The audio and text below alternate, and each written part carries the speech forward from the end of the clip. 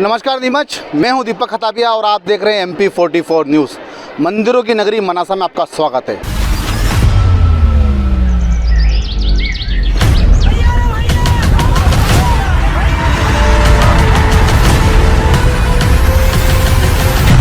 राम राम। खीमला के आदिवासियों को कुछ दलालों ने बहकाया और उन गरीबों को थोड़ा बहुत पैसा पकड़ाकर उनकी गरीबों की रजिस्ट्री करा ली।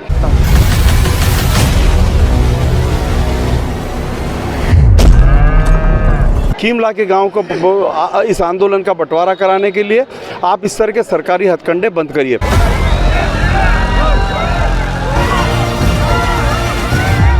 दिव्य सिंह राजा खेमे से आते हैं, तो क्या लगता है कमलनाथ और दिव्य सिंह को कहीं ना कहीं राहुल बाबा एक मंच पे गले मिलाने का काम करते हैं? कि लगता है कांग्रेस में जुटता रही है?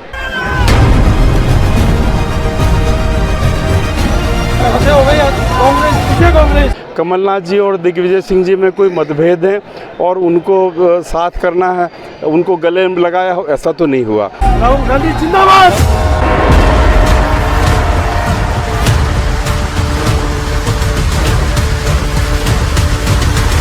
मनासा के खिमला में विद्युत उत्पादन के नाम पर आदिवासी किसानों की जमीन अधिग्रहण का मामला अब तूल पकड़ता हुआ नजर आ रहा है।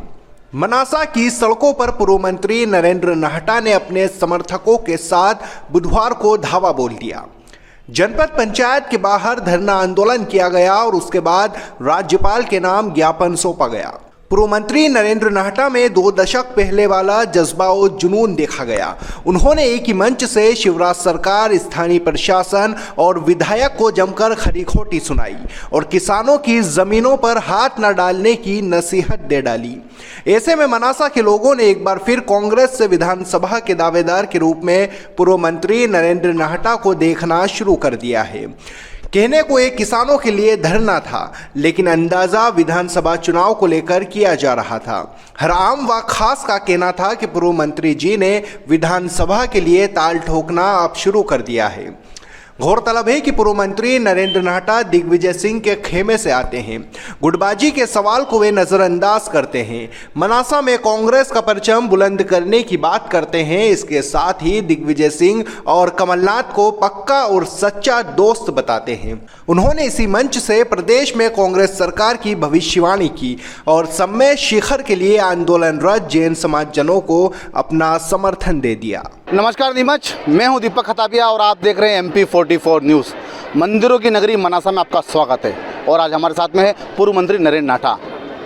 खिमला की बात को लेकर किसानों ने प्रदेश सरकार, स्थानीय जनप्रतिनिधि और प्रशासन को घेर रखा है। उनका कहना है कि हमारी ज़मीन का अधिग्रहण किया जा रहा है। उसी बात को लेकर 3 ब्लॉक को मनासा के 3 ब्लॉकों द्वारा आज यहाँ पर धरना प्रदर्शन किया था, जिसमें पूर्व मंत्री नाहटा जी पहुँचे हैं। उनसे बात करेंगे किस तरह का धरना प्रदर्शन था, आखिर किस बात को लेकर वो किसानों की बात को लेकर लड़ रहे हैं। सर, स्वागत है MP44 में। लगातार देखा गया खिमला के किसान धरने बैठे हैं, 3 ब्लॉकों को लेकर धरना था, क्या कहना है? देखिए, सबको इस बात समझना चाहिए कि गांधी सागर बांध का बनने में सबसे बड़ा त्याग और बलिदान जो है वो मनासा विधानसभा क्षेत्र का है और उसमें भी विशेष करके रामपुरा क्षेत्र का है। जितने रामपुरा पठार पर गांव हैं, अधिकांश गांधी सागर के विस्थापित गांव हैं जिनको वहां बसाया गया था। ये काफ़ी लंबे टाइम के बाद जाकर अब ये थोड़े से साहित्य पा रहे थे, थोड़ा सा अपना काम चला पा रहे थे। एक के बाद एक किसान अब सरकार अभयारण्य के नाम पे, चीतों के नाम पे और सिंचाई योजना के नाम पे और ग्रीन पावर प्रोजेक्ट के नाम पे इन किसानों को बेदखल करने के प्रयास कर रही है। हमें कहा जा रहा है कि ये मनासा का विकास हो रहा है। पहली बात, हमें समझाएं कि किसानों को बर्बाद करके मनासा का विकास किसके लिए किया जा रहा है। जब वहाँ खीमला गांव ही नहीं रहेगा, करणपुरा गांव ही नहीं रहा, रावली कुई वालों के लिए हम अखबारों में पढ़ रहे हैं कि आप उनको भी अभी हटाना चाहते हो, अभयारण्य का विस्तार करना चाहते हो क्योंकि वहाँ पे 30 चीते और आएंगे। तो जब वहाँ किसान नहीं रहेगा, लोग नहीं रहेंगे, तो ये किसके लिए ये विकास होगा? हमारा पहला मुद्दा है।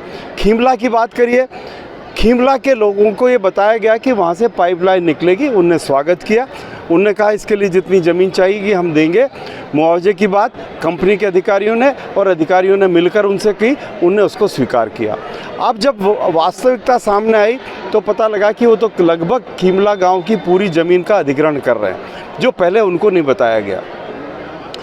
और तो फिर वो किसान जाएंगे कहाँ, इस बात पर भी सरकार को, प्रशासन को, जननेताओं को सोचना चाहिए। कोई इसका जवाब नहीं दे रहा। अगर आप खीमला गांव की सारी खेती की ज़मीन ले लोगे और केवल उस गांव को रहने दोगे तो वो गांव के लोग वहाँ रहकर खाएंगे, कमाएंगे क्या? इस चिंता हमारे प्रशासन और सरकार में आ गई कि खीमला के लोगों से कोई बात करने को तैयार नहीं। जिस तरीके से अधिकारी दबाव में के अंदर वहाँ गए और खीमला के लोगों से जिस तरीके से उनने बात की, पुलिस को लेके गए, ये हमारी आपत्ति है कि आपको बैठकर जनता की बात सुननी भी पड़ेगी और उसका समाधान भी करना पड़ेगा। फिर खीमला में जो आदिवासी हैं, खीमला के गांव को इस आंदोलन का बंटवारा कराने के लिए आप इस तरह के सरकारी हथकंडे बंद करिए। खीमला के आदिवासियों को कुछ दलालों ने बहकाया और उन गरीबों को थोड़ा बहुत पैसा पकड़ाकर उनकी गरीबों की रजिस्ट्री करा ली।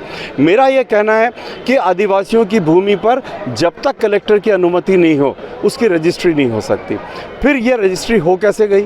प्रशासन की जानकारी में है। फिर प्रशासन ने क्या एक्शन लिया? वो कौन दलाल? आप कंपनी के लिए ले रहे थे ज़मीन, लेकिन वहाँ तो ज़मीन की रजिस्ट्री किसी और के नाम पे हुई है। तो फिर वो कौन लोग हैं जिनको ये आपने अधिकार दे दिया कि आदिवासियों की ज़मीन लो? ये प्रशासन का पूरा बहुत बड़ी असफलता है और प्रशासन इस पर चुप है। आखिरी बात, ये केवल खीमला में नहीं हो रहा, ये पूरे मनासा विधानसभा क्षेत्र में हो रहा है, इसलिए हमारी आपत्ति है। देखा गया है कि किसानों की लड़ाई लड़ रहे हैं आप। 3 ब्लॉक का धरना था, मनासा, कुर्स, रामपुरा, लेकिन देखा गया स्थानीय कांग्रेस आपके इस आंदोलन से गायब था। क्या कहना है? स्थानीय कांग्रेस जितने लोग थे ये आपको कोई बाहर से थोड़ी लाए हुए थे, ये सब कांग्रेस के लोग थे।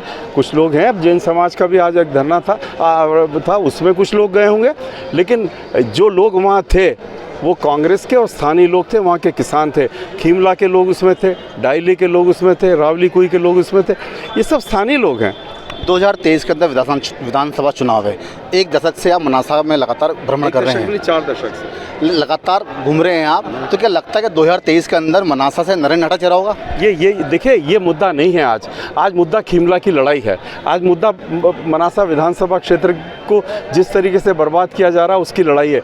कल चुनाव कौन होगा, कौन लड़ेगा, क्या होगा, ये आज कोई प्रमुखता नहीं है। आज हमारी प्राथमिकता खीमला है, हमारी प्राथमिकता आज मनासा विधानसभा क्षेत्र है और हम उसके लिए लड़ेंगे। देखा गया है ज्योतिराज सिंधिया के जाने के बाद कमलनाथ और दिव्य सिंह गुट हावी हो रहा है और आप दिव्य सिंह गुट चाहते हैं, तो क्या लगता है कि दिव्य सिंह लगातार पावर में आ रहे हैं? ज्योतिराज सिंधिया की भारत जोड़ो यात्रा को लेकर हम बात करें, दिव्य सिंह की बात कर रहे हैं, अगर हम राहुल गांधी की भारत जोड़ो यात्रा की बात कर रहे हैं तो दिव्य सिंह को पावर में दिखते हैं, आप दिव्य सिंह राजा खेमे से आते हैं, तो क्या लगता है कमलनाथ और दिव्य सिंह को कहीं ना कहीं राहुल बाबा एक मंच पे गले मिलाने का काम करते हैं? कि लगता है कांग्रेस में जुटता रही है? कभी राहुल जी ने ऐसा आपने सुना कि राहुल जी ने कहा हो कि कमलनाथ जी और दिग्विजय सिंह जी में कोई मतभेद है और उनको साथ करना है, उनको गले में लगाया हो? ऐसा तो नहीं हुआ।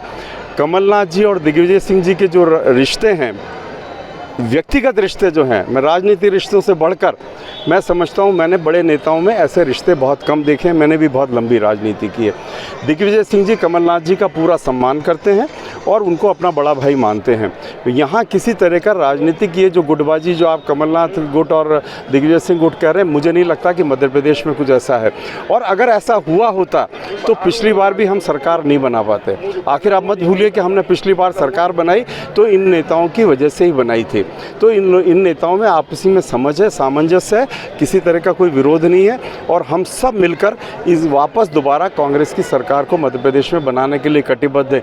इसलिए नहीं कि हमें सत्ता में आना है, इसलिए कि कल फिर खीमला नहीं हो, इसलिए कि कल फिर करणपुरा नहीं हो, इसलिए कि किसानों को इस तरीके से फिर बर्बाद नहीं किया जाए, इसलिए हम कांग्रेस पार्टी को लाके जो आज बैठे हैं उन्हें हटाना चाहते हैं। भारत जोड़ो यात्रा की बात चल रही है, कांग्रेस पूरे देश को जोड़ने की बात की जा रही है। भारत जोड़ो की यात्रा कर राहुल गांधी पूरे देश को जोड़ने के निकले, तो क्या लगता है कांग्रेस जुड़ रही है? प्रदेश की बात करें, जिले की बात करें, छोटे स्तर की बात करें, तो क्या लगता है कांग्रेस के अंदर जो गुटबाजियाँ खत्म होगी अब कांग्रेस में जुटता आएगी? देखिए, राजनीति में पार्टी के भीतर और पार्टी के बाहर ये थोड़ी बहुत विचारधारा का भेद तो हमेशा रहा है। ये केवल कांग्रेस पार्टी में नहीं, भारतीय जनता पार्टी में भी आपको उतना ही मिलेगा। लेकिन ये उस सीमा तक नहीं है कि कल हम कांग्रेस पार्टी को हराने की बात सोचें, हम कांग्रेस पार्टी के खिलाफ कुछ काम करने की बात सोचें, ऐसा नहीं है। ऐसा कोई गुटबाजी मैं नहीं मानता। हमने पिछली बार भी चुनाव लड़ा, इसके पहले भी चुनाव लड़े और मैं वहाँ मंदसौर में लड़ता रहा, लेकिन चूँकि मेरा कार्यक्षेत्र मनासा रहा, मैं मनासा के कार्यकर्ताओं को प्रेरित करता रहा कि वो यहाँ कांग्रेस का काम करें और जितने लोग मेरी बात सुनते थे उन सब ने कांग्रेस काम किया। इसलिए मेरे को लगता है जो आप भारत जोड़ो यात्रा से कांग्रेस जोड़ो की बात करें, एक तो राहुल जी का उद्देश्य बहुत बड़ा है, कांग्रेस से बढ़कर वो पार्टी से बढ़कर वो देश की बात कर रहे हैं। जिस वक्त राहुल गांधी को हिमाचल प्रदेश और गुजरात में और दिल्ली में होना था, अगर राहुल गांधी अपनी पार्टी के हितों को छोड़कर अगर यदि वो देश की यात्रा पर निकले तो मैं समझता हूं कि हम कांग्रेस के लोग तो कहेंगे, लेकिन आम आदमी को, आप जैसे जागरूक व्यक्तियों को, आपको भी इस बात की प्रशंसा करनी चाहिए। आज के समय में सरकार हर निर्णय उनका चुनाव को मद्देनज़र रख के होता है। तब एक राजनेता ऐसा हुआ जो अपनी पार्टी के राजनीतिक हितों को छोड़कर देश के हितों को प्राथमिकता दे रहा है, तो मुझे लगता है हम सबको उनका समर्थन देना चाहिए। भारत जोड़ो, कांग्रेस तो जुड़ी हुई है और कांग्रेस एकजुट होकर ही भारत जोड़ो के लिए लगी हुई है। भारत का जुड़ना, नफरत का हटना, डर का हटना, मैं समझता हूँ हम सब के लिए बहुत महत्वपूर्ण है और इसलिए हम सबको उसका साथ देना चाहिए। 2023 की बात करें, 2024 की बात करें तो विधानसभा लोकसभा है, तो क्या लगता है कि कांग्रेस एक बार फिर अपनी जमीन तलाश रही है या कांग्रेस विधानसभा और लोकसभा में परचम लहराएगी? कांग्रेस की ज़मीन तलाशने वाली बात कहाँ है? हमने तो 2018 में भी सरकार बनाई थी, सरकारें लोग खरीदे गए, लोग चले गए, हम जनता ने तो हमें विश्वास दिया था, जनता का विश्वास तो हमारे साथ था, इसलिए हमारी ज़मीन तो हमारे पास थी। 2023 में भी हमारी ज़मीन हमारे पास है और मेरा पूरा विश्वास है कि ये सब अत्याचार देखते हुए इस बार हमें ज़्यादा समर्थन जनता का मिलेगा। मालवा की बात करें तो मालवा से एक भी कांग्रेस नेता विधायक नहीं बना है, एक बने थे हजबुल हक, वो भी बीजेपी में चले गए, तो क्या लगता है आने वाले समय के अंदर मालवा में कांग्रेस अपनी जीत बना पाएगी? मुझे विश्वास है और हम समझ रहे हैं कि पिछली बार हमने हारे थे, हमें यहाँ ज़्यादा मेहनत करने की ज़रूरत है और आपको दिख रहा, मनासा से अंदाज़ लग रहा होगा कि हम लोग मेहनत कर रहे हैं, तो आप समझो अगर मनासा में कुछ संभावनाएं आपको दिखती हैं तो मान के चलो मालवा में भी संभावनाएं हैं। क्या लगता है 2023 को लेकर नरेंद्र नेता फिर मैदान में? कांग्रेस तो रहेगी, ये तय बात है और ये भी तय बात है, मैं अपने आपके मित्रों को बहुत बार कह चुका हूँ, ये भी तय बात है कि कौन विधायक बनेगा ये महत्वपूर्ण नहीं है, लेकिन मनासा से कांग्रेस का विधायक होगा। तो ये थे पूर्व मंत्री नरेंद्र नाठा, जिन्होंने साफ कहा है कि आने वाले 2023 और 2024 के अंदर एक बार फिर अपनी कांग्रेस अपना परचम लहराएगी। देखते रहिए MP44 न्यूज़।